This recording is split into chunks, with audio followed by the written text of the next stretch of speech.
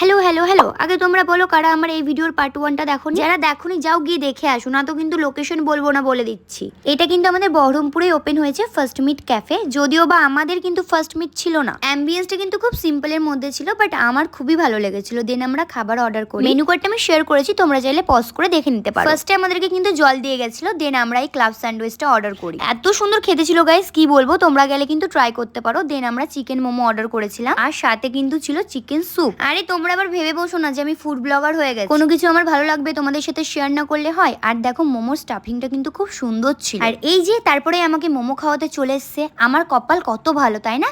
এইসব ভেবে ভুল করো না, ও মোমো খায় না বলে আমাকে খাওয়াচ্ছে। তারপরে তো স্যারের কারিকার্য থামেই না, আমাকে দেখাচ্ছে মোমো এইভাবে কাটতে হয়, যেন আমি কিছু জানি না। তো যাই হোক, অনেক বলার পর কৌশিক একটা বাইট নিয়েছে, বাদ বাকিগুলো আমিই খেয়েছিলাম। আর এই যে দাদার বিহেভিয়ার কিন্তু খুব ভালো ছিল। চলো এবার লোকেশনটা শেয়ার করি। বহরমপুর ইন্দ্রপ্রস্থ গোস্বামী বেকারিটা রয়েছে, ওর সামনে গলিতে কিন্তু ফার্স্ট মিট ক্যাফে। তারপরে আর কি, আমি আমার ললিতার সাথে দেখা করি, আর ও মুখ লুকাতে ব্যস্ত থাকে। তারপরে ওকে আমি কৌশিকের জামাটা দেখাচ্ছিলাম, দেন একটু গল্প করার পর আমি আমার ফেভারিট আইসক্রিম খেয়ে স্প্রাইট খেয়ে বাড়ি চলে আসি। বাই।